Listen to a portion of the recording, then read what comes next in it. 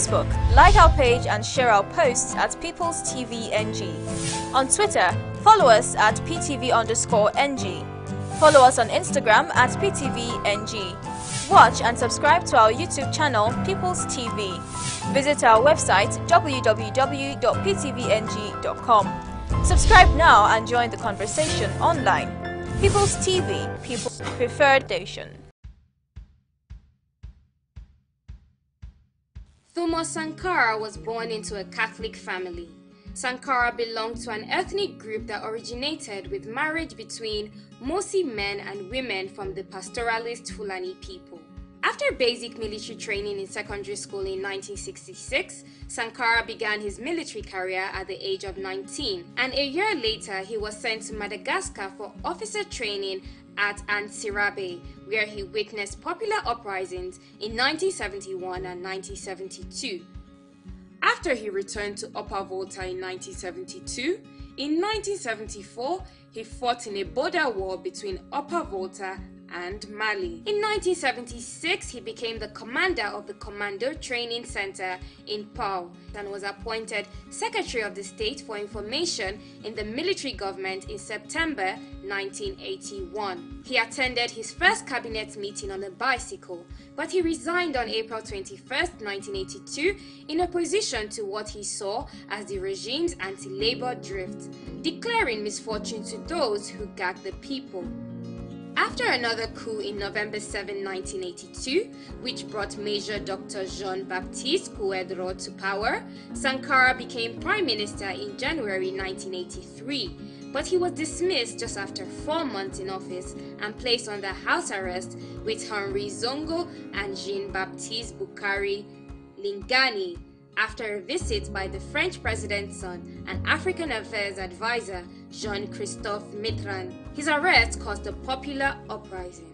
In 1983, a group of revolutionaries seized power on behalf of Sankara in a popularly supported coup in 1983.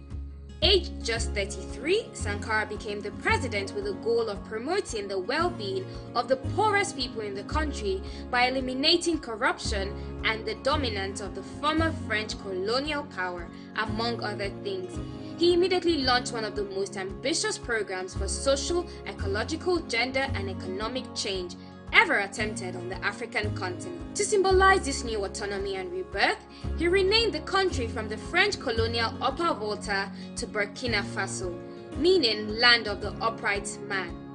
His foreign policies were centered on anti-imperialism, with his government eschewing all foreign aid, pushing for odious debt reduction, nationalizing all land and mineral wealth, and averting the power and influence of the International Monetary Fund and World Bank. His domestic policies were focused on preventing famine with agrarian self-sufficiency and land reform, prioritizing education with a nationwide literacy campaign, and promoting public health by vaccinating 2,500,000 children against meningitis, yellow fever, and measles. Other components of his national agenda included planting over 10 million trees to halt the growing desertification of the Sahel, doubling wheat production by redistributing land from feudal landlords to peasants, suspending rural poll taxes and domestic rent, and establishing an ambitious road and railway construction program to tie the nation together. On the localized level, Sankara also called on every village to build a medical dispensary and had over 350 communities build schools with their own labor. Moreover, his commitment to women's rights led him to outlaw female genital mutilation, forced marriages, and polygamy, while appointing women to high governmental positions and encouraging them to work outside the home and stay in school, even if pregnant. In order to achieve this radical transformation of society, Sankara increasingly exerted authoritarian control over the nation. He eventually banned unions and a free press, which he believed could stand in the way of his plans. To counter his opposition in towns and workplaces around the country, he also persecuted corrupt officials, alleged counter-revolutionaries, and lazy workers in proper revolutionary tribunals. Additionally, as an admirer of Fidel Castro's Cuban Revolution, Sankara set up Cuban-style committees for the defense of the revolution. His revolutionary programs for African self-reliance made him an icon to many of Africans' poor. Sankara remained popular with most of the country's citizens.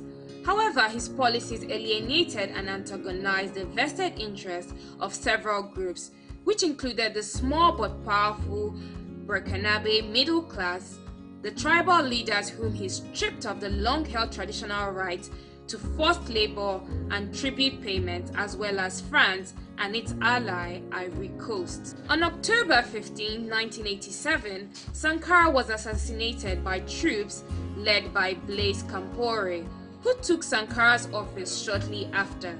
A week before his assassination, he declared, "While revolutionaries as individuals can be murdered, you cannot kill ideas." Charismatic Thomas was a decent guitarist in Ouagadougou and a lover of motorbikes.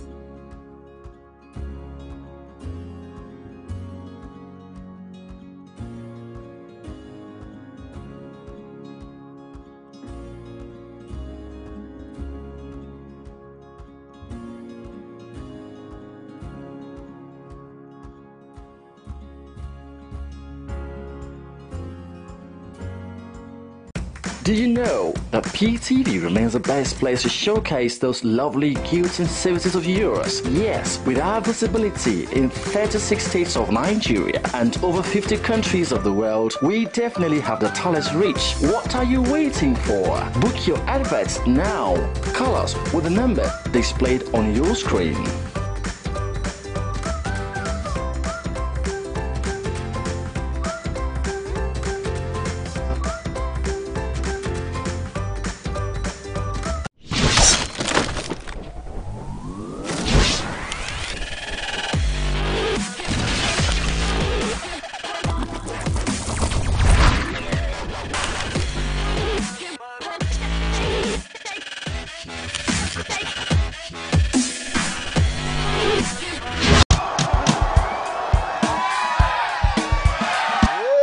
Truth and I, they're straightforward. My name is Innocent Idibia. They call me Two-Face before, but now they call me Two-Baba. Yeah, we're here in Osun State for the Vote Not Fight campaign. And we're here to just let the youth know that, let them not be used, let them, go out there, get their PVCs, and then, go and vote for the candidate of their choice. And do it peacefully and, so vote, not fight. Election, not be war. All right, let's go there,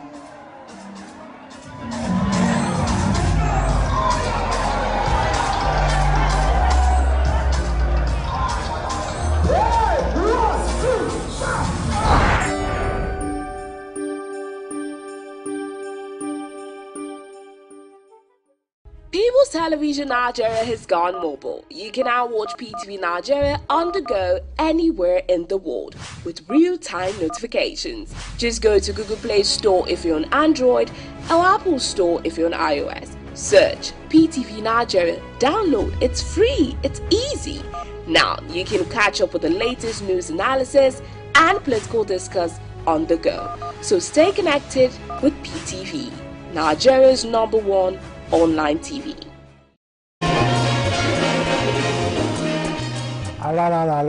My name is Femi Anikula Kukuti. This is just to tell you, beg you, plead with you, don't let anybody lure you into being violent. It's very important for us to have a peaceful elections. We need to think about the future of this country, of our children. We can be a great nation. And the first step is desist from being violent. Let's have a peaceful elections.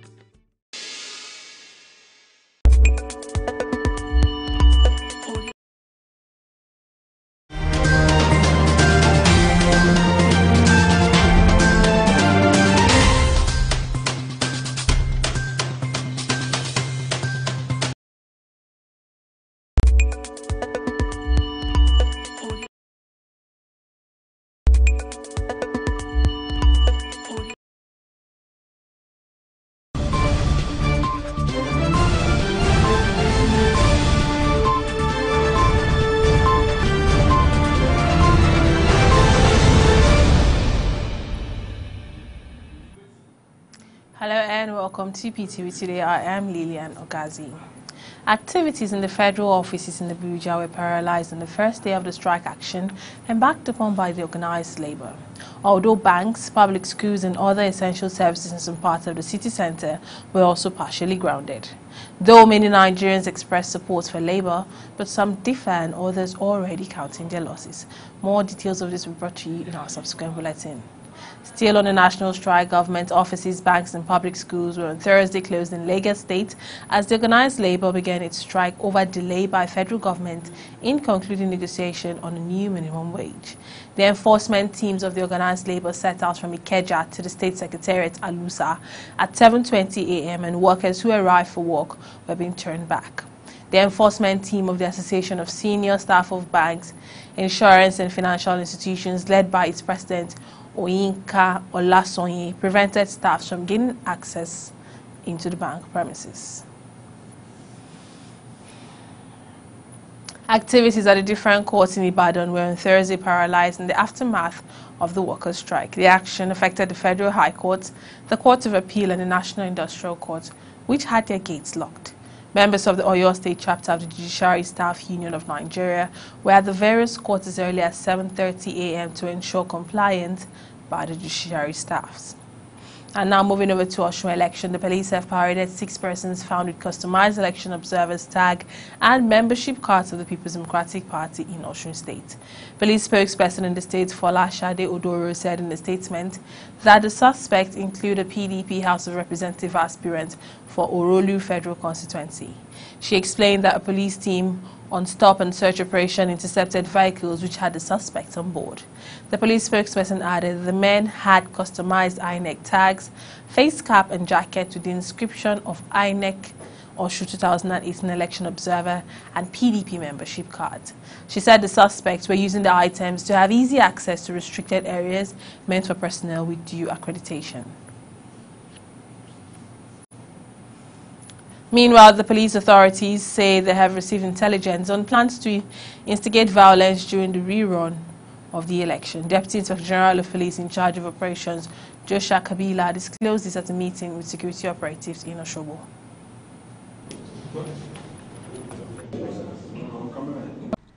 Residents are requested to be law-abiding and go about their lawful duties without fear and with the full assurance of the protection of law-abiding citizens and voters who are out there to exercise their franchise.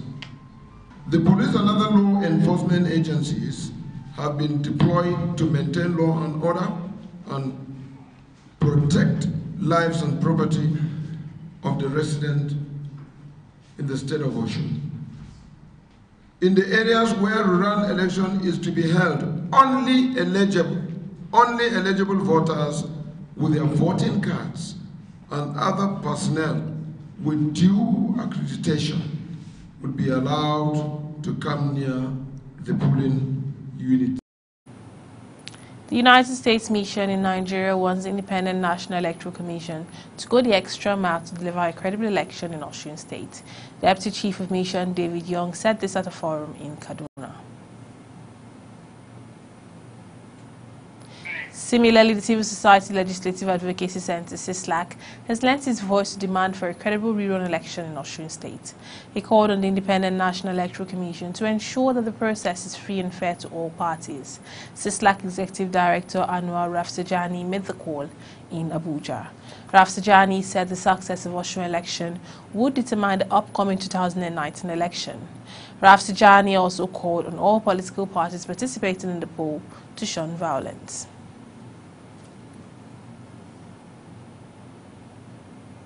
Still on the 2019 election, Nigerian women will now have the opportunity to participate in the electoral process across the country.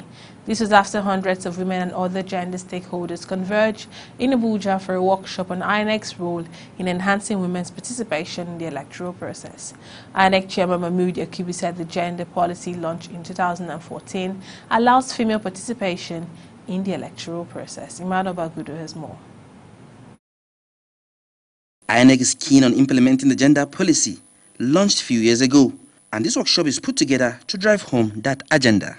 So here are gender officers within and outside Nigeria who have converged to chart ways in achieving a gender-balanced leadership in Nigeria. The fact that when you have a woman in a list, it has to be seen as an element of participation to the power that can improve the quality of the political offer of a certain political party, and not merely a name on a list, because it's nice to have a name on the list.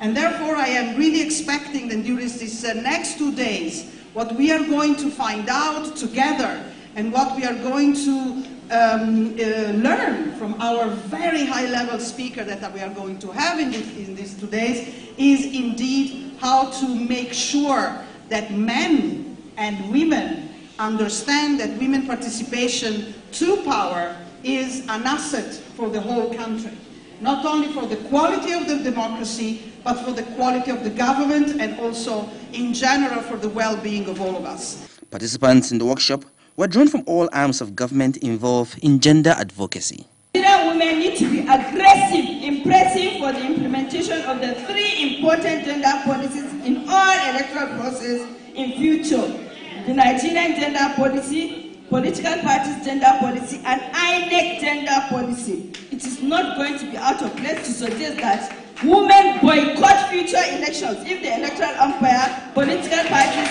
and stakeholders in elections fail to implement these 3 policies in future elections. We need to move forward as a nation. We need to adhere strictly to our laws and must be seen to be all-inclusive in our democratic process.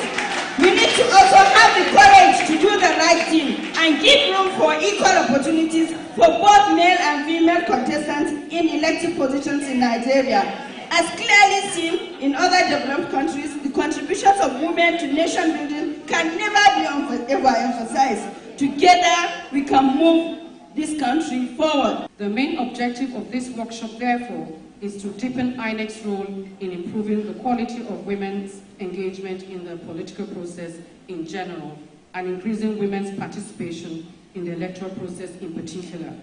It is also meant to chart the roles of scholars and activists towards strengthening women's participation at the 2019 general elections draw near. One key strategy for achieving this objective is to work with a wide range of stakeholders, including the academia, female politicians, and other female professionals, as well as media activists, in order to provide women with creating platforms.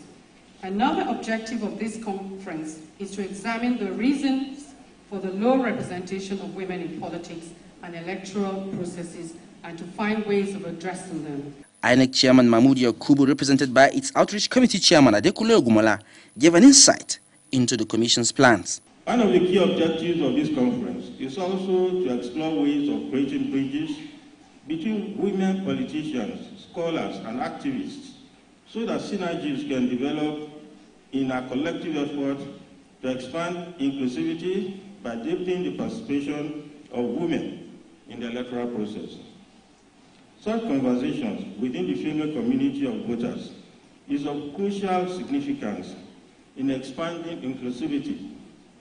Forums for sharing experiences and resources can be established.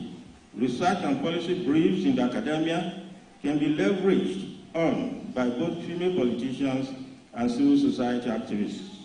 INEC says it is anticipating a huge turnout of women as the build-up to the 2019 general elections gather momentum. Emmanuel Bagudu, PTV News, Abuja.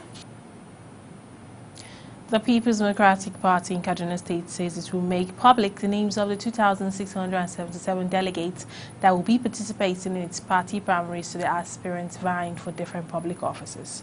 No fewer than 220 aspirants in Kaduna State are seeking the PDP's ticket to run for the governorship and 53 various offices in the 2019 general polls. This was contained in a statement signed by the party's publicity secretary, Abraham Kato. The PDP primaries is scheduled for September 30th. Now moving on to Benue. Now the leadership of the All Progressive Congress in Benue State have been brainstorming over the forthcoming state congress. This was after the party national leadership released guidelines for the primaries. Our Benue State correspondent Akumi Taf tells us more in this report presented from our studios. It's the first major gathering of APC leaders since the exit of Governor Otto. Party chairman Abba Yaro assured the members of a level playing field, but he also took pot shots at the governor whom he accused of impunity. Enough is enough, APC members, stakeholders, leaders of the party. Rise up to the challenge of your various local government and stand on your ground. No council chairman and illegal council chairman will enter that council. I am saying this from the bottom of my heart. Honestly speaking, all what you have been doing to our council chairman is not good. Is it a crime to make you governor? Is it a crime to make you governor? It's on accountability, transparency, visibility, all zero. If you chop government money, government go chop you. All zero. It also presented APC leaders the opportunity to formally receive a former PDP governorship aspirant, Tahemen Tazo. This is the only party that is going to save Benue State. I tell you this without mincing words, because the propaganda turned out against our people in Benue State is not going to last. It has a time frame, it will fade out. Let us continue to ask questions to sensitize our people. Let us ask what has happened to our bailout. What has happened to the Paris Club 1, 2, 3, and even 4 now. The governor Otto is engaging in clear cases of executive lawlessness and irresponsibility. And this is extremely unfortunate because his secretary to state government is an SAN, a professor of law. And he has an attorney general who is a senior lawyer. We want to say loud and clear from the APC that from now on we are going to match every illegality with illegality. Yes, if they think that they are going to go on and harass our chairmen and councillors, we are going to ensure that no federal allocation comes for the local governments from Abuja. One notable absentee was APC leader in the state, George Akume. He was, however, represented at the meeting by Jacob Tilekiado. President Buhari is already a president waiting to be sworn in. So we should do everything to get in. We will be making a great mistake if we stay out of the federal government. The party leaders left meeting convinced that APC has what it takes to reclaim Benue Government House next year. The police have arrested a suspected kidnapper who threatened former Vice President Atiku Abubakar to withdraw from the presidential race. The man, identified as Augustus Akpan, had sent text messages threatening to kidnap and kill the politician's wife and daughters. Police spokesman Jima Moshood said the suspect was arrested by operatives of the IGP's intelligence team at the toll gate along Lagos-Ibadan Expressway in Lagos State while on the run. He added that Akpan had since confessed to the crime and admitted that he resorted to the threat and intimidation after failing to extort money from the former vice president. Moshood said the phone and the SIM card used for the threat were recovered and were discovered to have been robbed from a lady. The police spokesman also said the suspect is fluent in English, Ibibio, Russian and Portuguese. The waters released by Cameroonian authorities from Lagdo Dam have not flooded the Benue environs yet, but strange animals have started appearing. 2 strange animals were caught in the river Benue some few days ago, to the surprise of many people. Our Benue State correspondent Tava Kume has more in this report. September the 25th, 2018 is almost certain to be indelible in the minds of some fishermen operating on the river Benue. This is because of the rare appearance of the African manatees at the Makudi end of the river.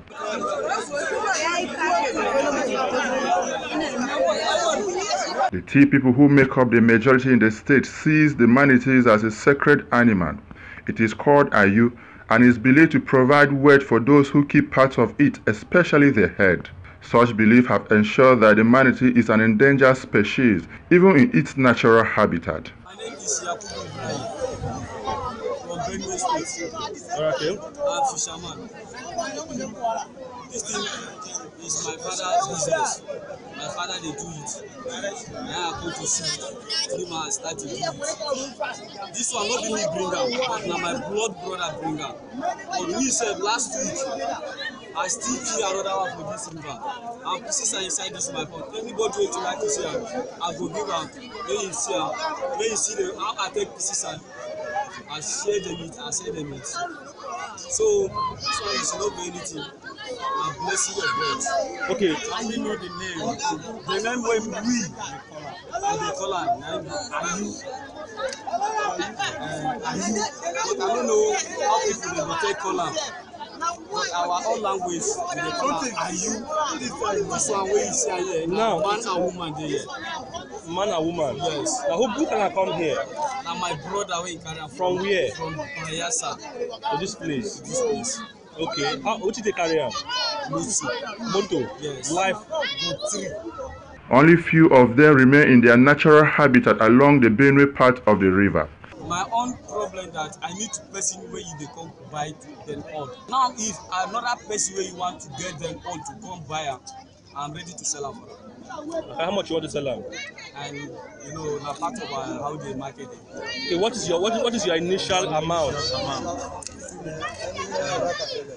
So for my own now, I need in my own place. You know, say any person they get how you they say it. For my own, I go fit try to collect any one each one. I will fit collect 500, 400. Do you understand? Naira be 400.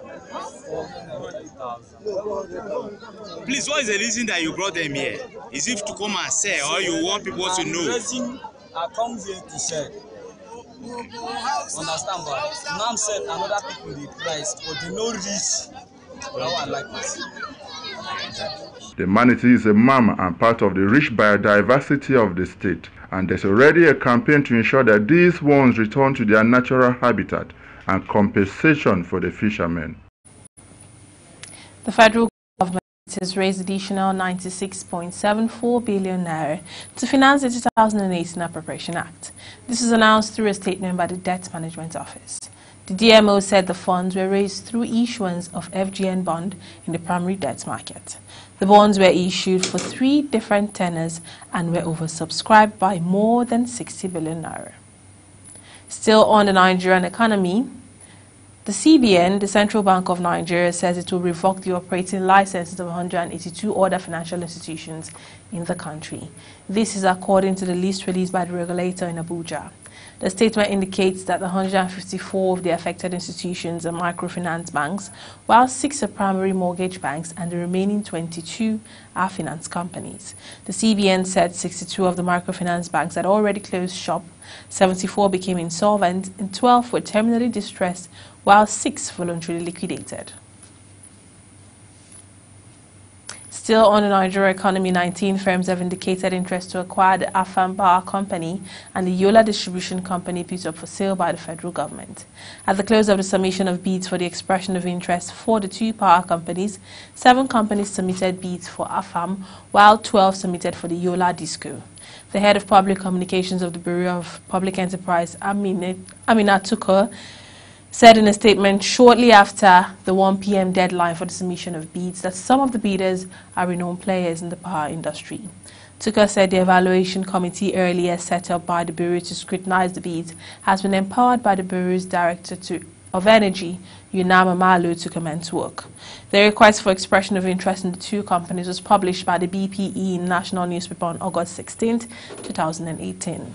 Now, it will be recalled that although Yola Distribution Company was successfully privatized and handed over to the core investors in 2013, but a force majeure was declared in 2015 by the core investor, citing insecurity in the northeast region of the country.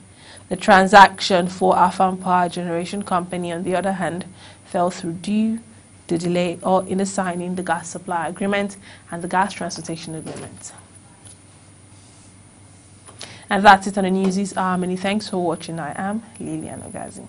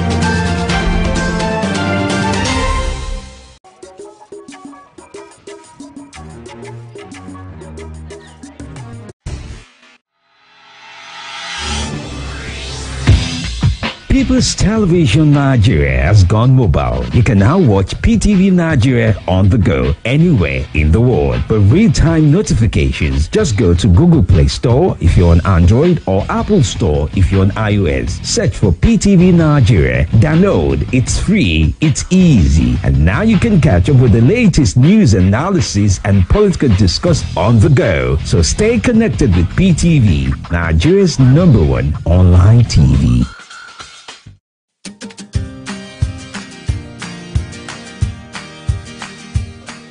People of Nigeria, I hear say they don't back Odin. From my side, the good though as the banner, because even human being, you no go to the drink Odin. Oh, I beg, it good, make a banner. We don't want them again.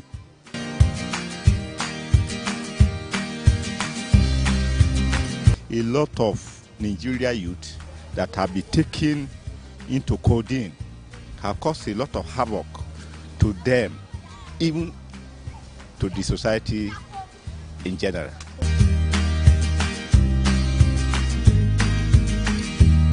The recent ban of codeine is very amazing because that will help the Nigerian youths to face the reality and know what they're doing. Because of then, man, people are taking this codeine and they'll be very slow, they can't even help themselves out. But now that it's banned, I think they have no way to find any excuse, so they will come out, do the right thing at the right time and work for themselves.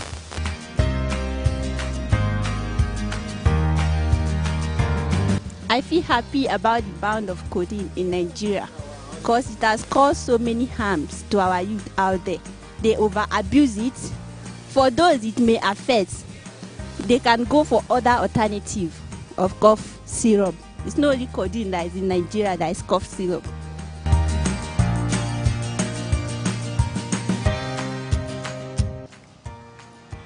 To some extent, it's okay.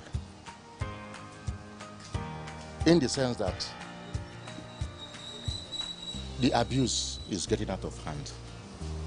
You see people taking codeine as if they are drinking water, which is causing health hazards to most of us. That, I say, is not good. But think about it the other way around.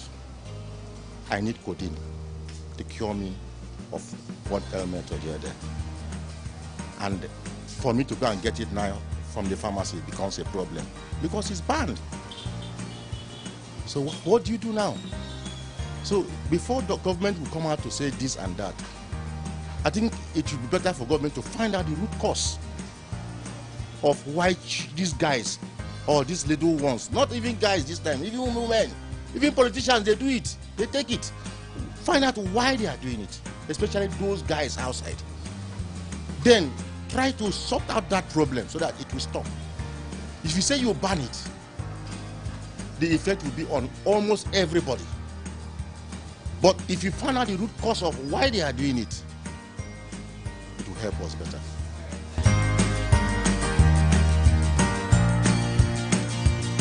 I think the recent ban of codeine is one of the most positive things this government has done so far. And it's a very, very good thing because it will actually curtail drug abuse. Because if you look at Kano and Lagos State right now, they're among the highest abusers of drug, and Katsina State is a very good thing for the youth, and it will definitely grow the level of efficiency and self-sustenance in the country.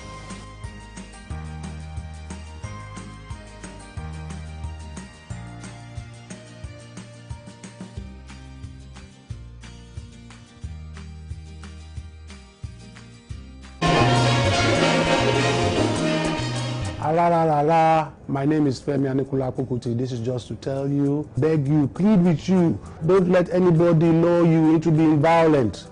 It's very important for us to have a peaceful elections. We need to think about the future of this country, of our children. We can be a great nation. And the first step is desist from being violent. Let's have a peaceful elections.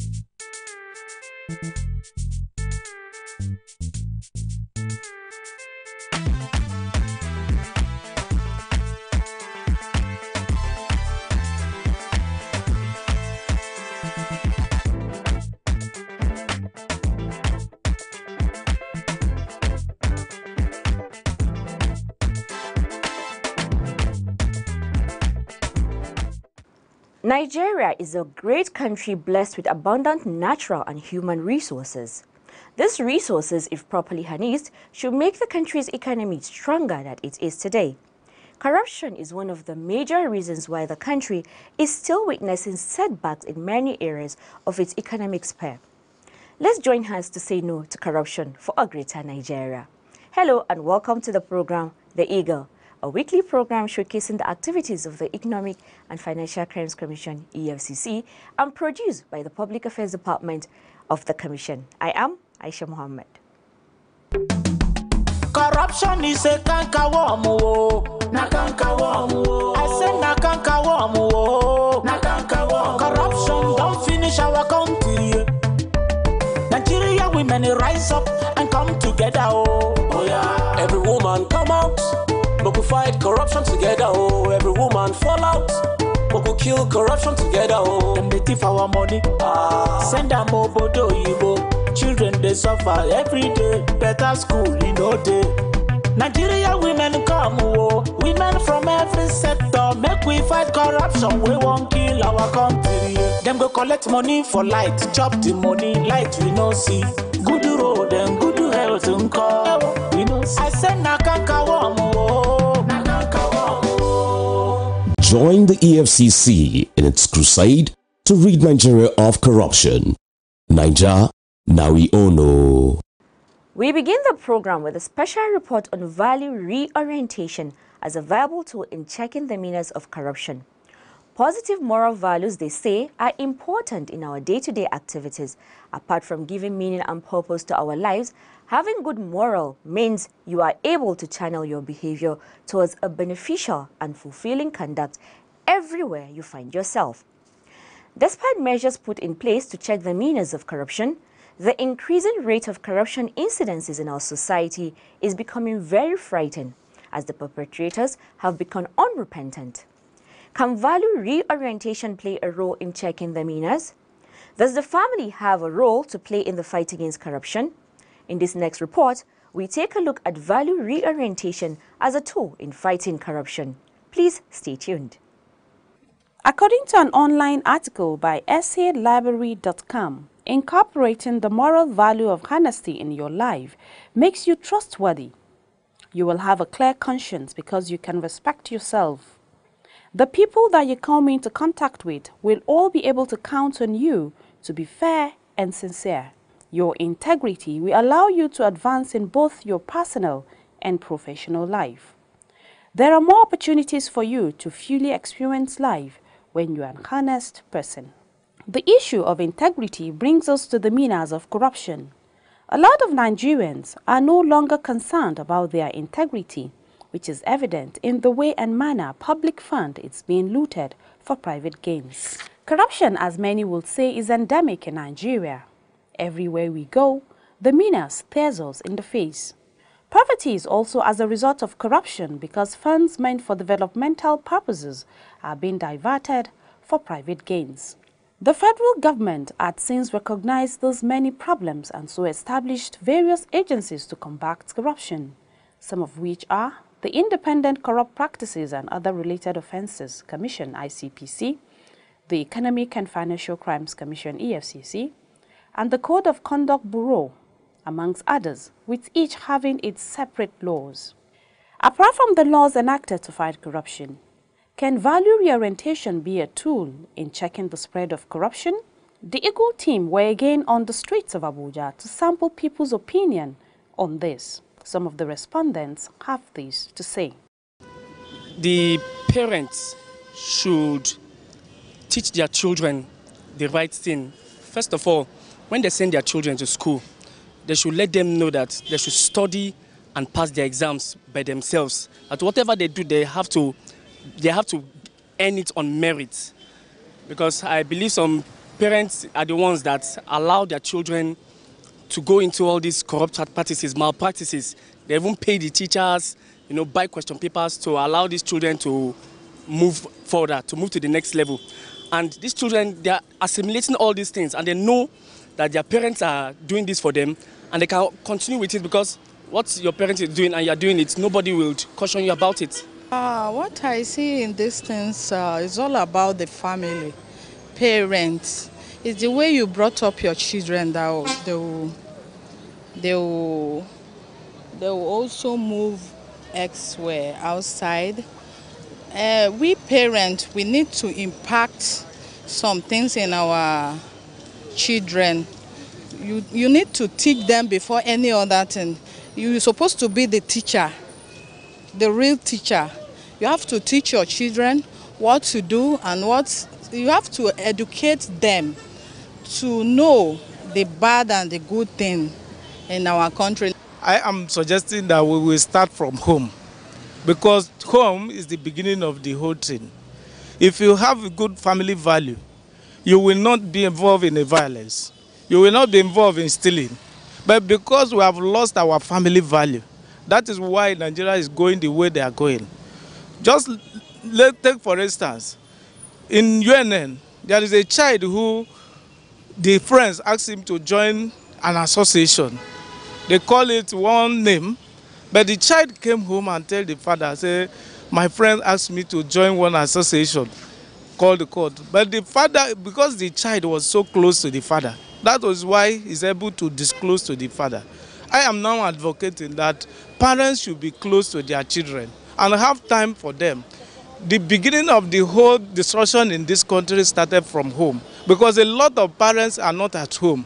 They don't know who associate with their children. They don't know how they go out and how they come in. They don't even know how they eat, because they are looking for material things. They need an orientation from the family, reorientation, and to educate them values, spiritual values, not ordinary moral values alone, spiritual values. And when they know what it takes for a man and a woman to stay as one, centered on God, then their lifestyle will change. They will now think of God first. And when they are thinking of God, they will not be corrupted in their heart. Another thing for this corruption of a thing, if you teach your children how to struggle, how to just don't relent, don't look what other people are doing that is bad, just focus attention on what you are doing.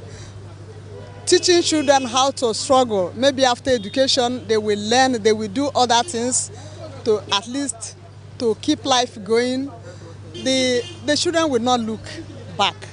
They will know that maybe after secondary school education, either you learn trade or you learn how to sew machine or carpentry work or other things.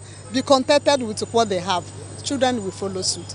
But a situation where you parents are not doing anything, tomorrow you bring this one, children will ask questions. Daddy or mommy, where? You say, don't worry. You have to tell your children where you are getting all those things. It's from my shop, it's from this my workshop, it's from this way, or from a mechanic that we get this one. Children will know that they will have to struggle, fight, learn things, so that tomorrow they will be okay. I think we are the role model to our children.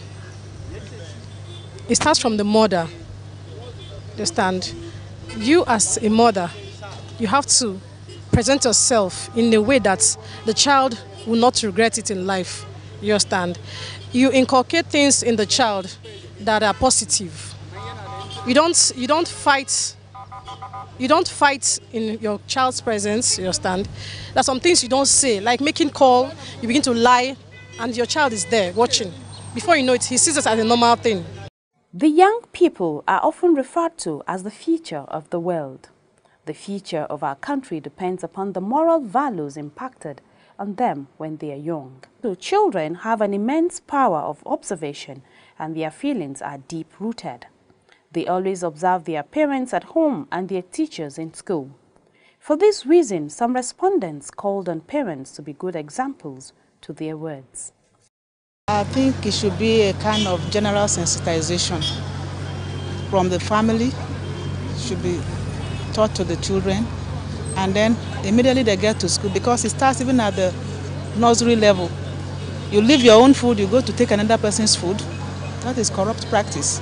So at that level, it shouldn't be taught as a course, but as a kind of instilling values in children.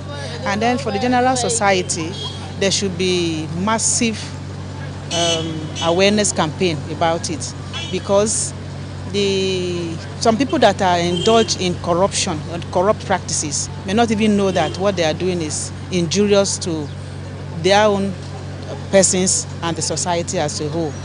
So the government should, through the arms already in place, bring out campaign that will sensitize people on the need to stay away from corrupt practices. If you have your children at home, you need to tell them how to manage the money that you have. That is to be content with what they have. To be content with what they have. They should not spend more than what your parent has at home. Then you show them, you also tell them that anything that they know you're capable of doing for them, they should be contented with it. They should not go outside and be looking at their friends, somebody else outside, that mommy, come and buy this thing for me. I saw these also things in my friend's place, I want to have it. No, you have to teach your children what you can do for them. They should accept you. Anything you can afford to them, they should accept you like that. The process of learning for a child is not magical. It is important that we instill a sound base of strong moral values in our children. Moral values are extremely important for everyone's overall well-being. It provides a structure for our lives. We should all work towards a better Nigeria by imbibing in good conduct and instilling discipline and good morals in our children. Honesty makes you respectable. Imagine a society where everything works. Durable road networks, stable electricity supply, portable water, well-equipped and functional healthcare facilities, quality education for all, affordable housing schemes, social security benefits, job creation, and a lot more that makes life comfortable to live. That is an ideal society. We can only achieve these if we all play our part. Say no to corruption to enjoy these benefits. Kill corruption to save Nigeria. This message is from the Economic and Financial Crimes Commission, EFCC. The Advance Fee Fraud and Other Fraud-Related Offences Act 2006 says, when any person who by any false pretense and with the intent to defraud obtains for himself or any other person by false pretense, that person has committed advance fee fraud. On today's edition of the program, we have a special report again, which seeks to take a look at the meanings of advance fee fraud. This genre of fraud, otherwise known as 419 in the Nigerian parlance, got its name from Section 419 of the Nigerian Constitution, which describes the crime. In this report, Rolake Odofinjolayemi will bring to you a blow-by-blow account of how the Economic and Financial Crimes Commission, EFCC, is waging war against the incidences of advance fee fraud. Over to you, Rolake. The incidences of advance fee fraudsters, also known as 419 in Nigeria, before the advent of the EFCC, was such a sorry situation, as many Nigerians and even foreigners with genuine business proposals ended up falling victims of fraud, with some not only losing investments, but also their lives. The fraudsters employ different tactics to trick their victims. This type of fraud describes cases in which criminal fraudsters convince the victim to partake in a business which they mostly present as genuine, but which is not. There are several types of advance fee fraud. They include career opportunity scams, clairvoyance or psychic scams, check overpayment fraud, dating or romance scams, fraud recovery fraud, and identity theft. Others are inheritance fraud, loan scams, lottery, and sweepstakes scams. Whatever form it takes, it usually begins with the fraudster presenting a profit or reward-gaining venture to the victim. The aim of every proposal from a fraudster is to strip the victim of his possessions, either in monetary form or in property form. Clairvoyance or psychic scam is one form of advance fee fraud known as juju scam in the Nigerian parlance. The apparently psychic or clairvoyant fraudsters approach their victims by email, post, telephone call, or even face-to-face contact. When total strangers approach you with stories that they have seen something wonderful or terrible about your future, you may not need any other tale that you are being lined up to be fleeced. They may claim to be able to give you winning lottery numbers or offer to remove a curse or a spell. The tales deployed as baits for victims are many.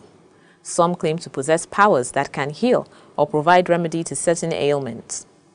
They may also tell you that you are in some kind of trouble, but a solution is within reach. Some even go as far as telling you they can produce currency notes or that they have some marked notes somewhere and they need money to buy chemicals to wash it. A demo operation is carried out in which the Mugu, as they call their victim, is taken through the motion of a paper being washed to become hard currency, often the US dollar. The process usually ends with the victim being told to help source for money to purchase the expensive chemical for a cut of the deal. This form of scam is common in Nigeria, with many victims losing lifetime investments to fraudsters.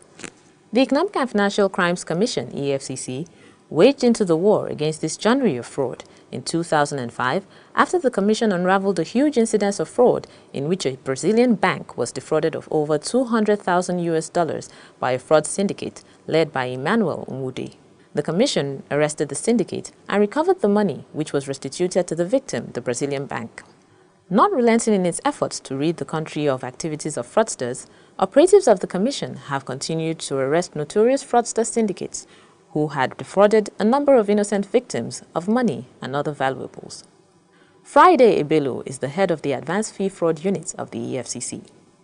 The conceptualization of the EFCC can be traced to the menace of the advanced fee fraud, and that is why one of the reasons why the EFCC was actually born, and we have achieved a lot of successes.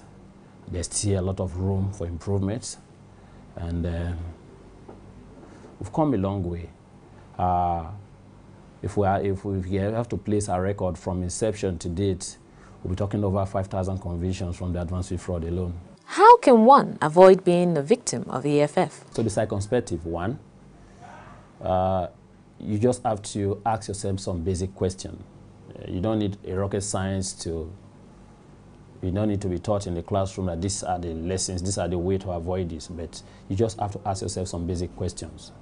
Why am I the person that this fellow is calling that, oh, this kind of investment is in town? Or there's an inheritance that I need to inherit from one person or the other. Why must it be me?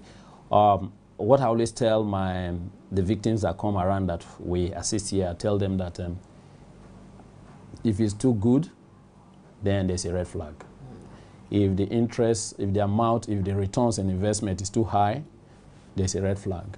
You don't just it's not something like you do an impulse kind of reaction or no. You need to ask yourself, when you see some of these phishing mail come to you or some of these unsolicited messages come to you, you don't just start giving your personal details. No. You just have to sit down and ask yourself some basic questions. Why am I the one this person sending this person to? And most of these informations are given by friends or close associates to the guys, that's the scammers. So they have a kind of a background, they have done a kind of background check on you. So they can give you, maybe if you have a nickname when you were growing up, they can call you by that nickname. That will take you off balance, say that, oh, this person might have some inkling about me. What can be done if one becomes a victim? You need to discuss with a professional. You need to, if you are in any of our cities where we have any of our office, you need to reach out to any EFCC officer. If they can't attend to you, they will bring it to us.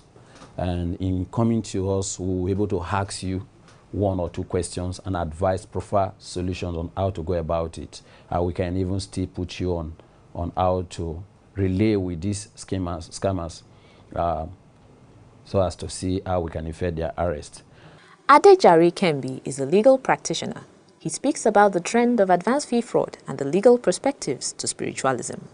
The law has made provisions. First and foremost, let me say that if we make a false presentation or representation, that is what we call obtaining under false pretenses. So it is an avenue, but it is criminal. However, the law makes provision under what we call money held and received. It is applicable in contract cases. It is also applicable in criminal instances where you have made a promise to me upon which I have changed my position and money had passed. Where that promise is not kept, I have the right to sue you in civil causes to recover that money. Some people say the law does not recognize voodoo or juju. Is it the same with you? We are wrong in saying that the law does not recognize juju. The criminal code actually makes provisions for such a circumstance. So the law recognizes juju. It does. However, where the juju is used for criminal purposes, the law again makes provision either for the suspect to be tried. That is when we talk about going through ordeal. The law makes provision for trial by ordeal and so on, which is a format where even a man who believes in juju says, for instance, I have caught a witch, right, and puts the poor girl or boy through such a serious situation that the law does not expect. That juju man is liable for trial under the trial by ordeal provisions of the criminal code. So we actually have provisions that have adequately provided for such. And don't forget, that criminal code is over 100 years old. So if you realize that 100 years ago, we have made provisions for such, and it is still valid now, how can we say that we did not recognize juju or we did not make provisions for such a situation? We have.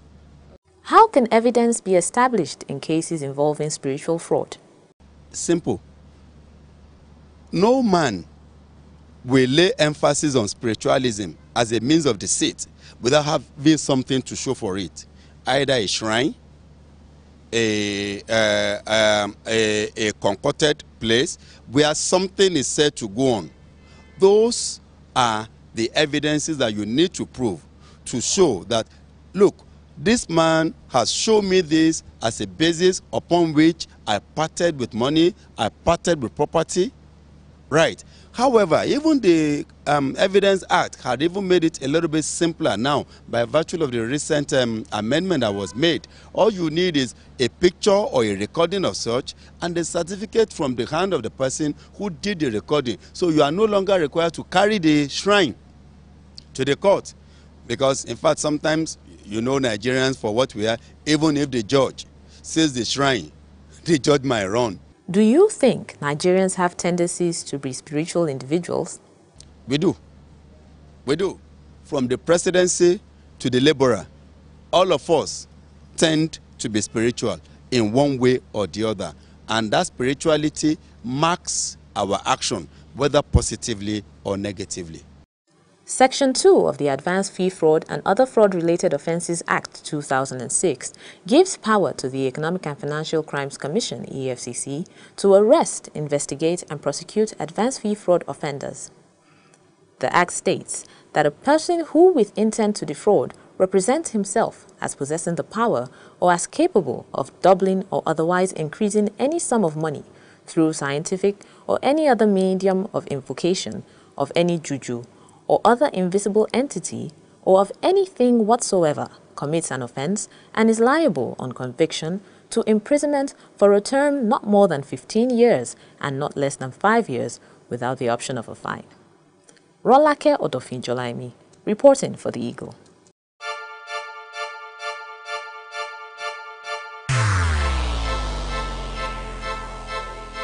Corruption is dishonesty and illegal behavior by people in positions of trust. A public office is a public trust. Do not abuse positions of trust for private gains. Stay away from corruption. Nigeria is a great nation, and it is our responsibility to make the country greater. If you notice any act of corruption, please report to the EFCC via info@efccnigeria.org or call 09 904 4751 or 09 904 4752. You can also call 09 904 4753. This message is from the Economic and Financial Crimes Commission, EFCC. And that's how we have come to the end of today's episode of The Eagle. You too can be part of this program by sending your inquiries and suggestions to the Eagle at efccnigeria.org or search for us on Google Plus at Official EFCC or Official EFCCNG@gmail.com. You can like our page on facebook.com/Official EFCC or follow us on Twitter at Official EFCC. And of course, you can visit our page on Instagram at Official EFCC. To watch our programs and other activities, please log on to youtube.com/Official EFCC. My name is Aisha Muhammad. Always remember that a public office is a public trust, and do not abuse positions of trust for private gains. Goodbye and God bless Nigeria.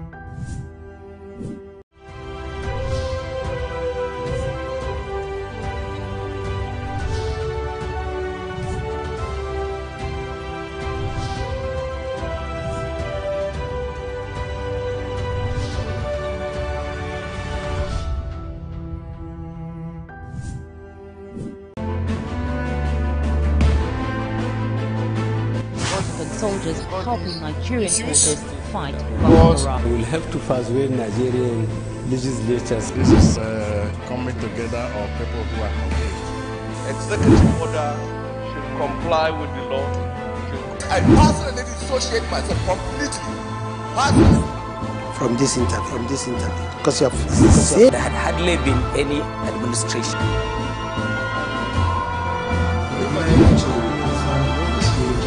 Practitioner, well of place, the end of justice, under the law, no religious body in Nigeria validate the claims by the INEC chairman.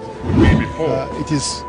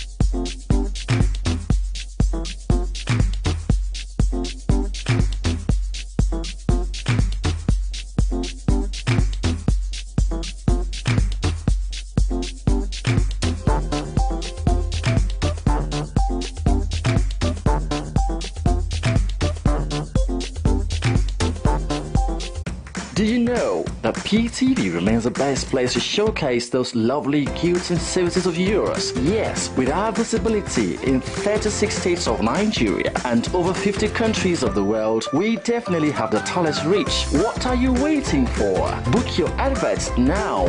Call us with the number displayed on your screen.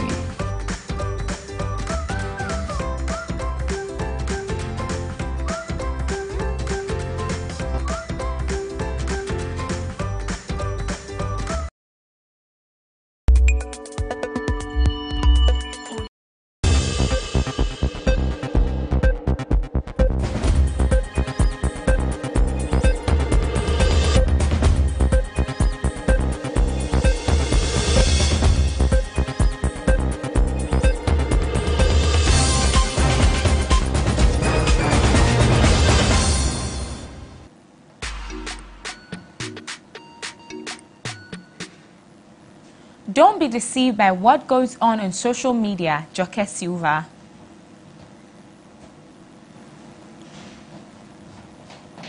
that the phrase reveals powerful person behind his MC job drought.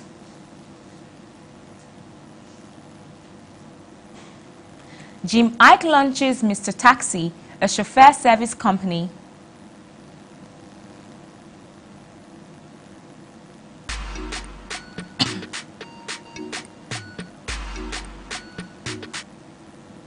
Hello and welcome to E360, brought to you by MTN. My name is Joy Oche. So all that glitters isn't gold, and Joke Silva wants you all to not be deceived by what goes on social media and the lives of celebrities.